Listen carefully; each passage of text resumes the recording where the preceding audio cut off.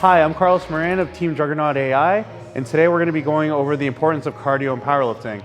I find that most powerlifters actually avoid cardio entirely, and I think that that's something that needs to change in the powerlifting community. Reason being, one, long-term health and longevity. You can't powerlift if you're dead.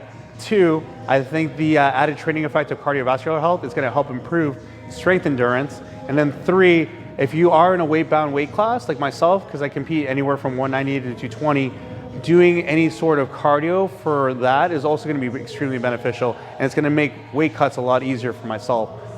So about 7-8 years ago, when I first started to actually be competitive in the 198s, I started doing weight cuts, and I found that the more active I was, not only was it easier in terms of my body composition, in terms of keeping fat gains at bay and muscle gains optimal, I also found that doing cardio as opposed to cutting calories was very beneficial to not just my training, but also in terms of my actual weight cutting.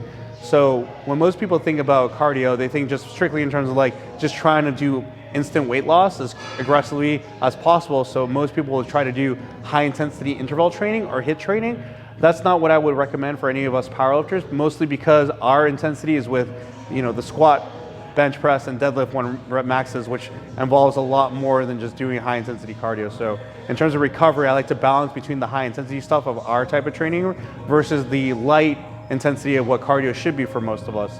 So for most people, and I know that this is not a very fun or sexy topic, but I think doing long-term light intensity cardio for anywhere from 20 to 45 minutes, depending on the overall training plan of your training system for the year, is going to be super beneficial. As I get ready for a meet, I tend to increase the frequency and duration of my cardio, and it's normally going to be in the form of 30 minutes to 45 minutes of either treadmill or Stairmaster. Reason being, it's very therapeutic for me to do the Stairmaster because I've had a couple injuries with my hips and hamstrings that when I actually do that type of work, it's very helpful to get a better muscular contraction with my hamstring that way. And then when I'm not getting ready for a meet, I switch to the treadmill, and I take about anywhere from 15 to 30 minutes on my off days. So on meet prep, it's generally about every day or every other day, with the exception of like a heavy squat or deadlift day later in the day, because as much as I like to work on my cardio every single day, there are some training days where the overall training aspect is more important for powerlifting purposes. If you're doing this for general health and wellness, or in terms of like more of a power building or power bodybuilding type of lifestyle, then I would say continue on doing the cardio every day.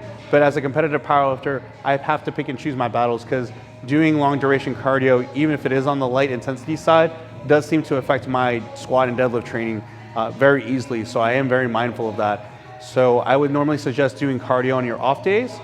And then as you adjust and your body adapts to that, every other day or even every day during certain training blocks, it's going to be very beneficial to not only your fat loss goals, but also strength goals too. Because I also find that when I do cardio on a regular basis, my cardiovascular can not only improve, but it's also improving in terms of my accessory work.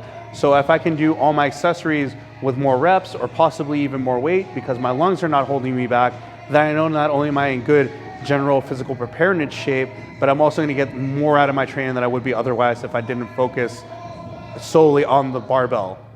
So I hope you find these tips to be very helpful.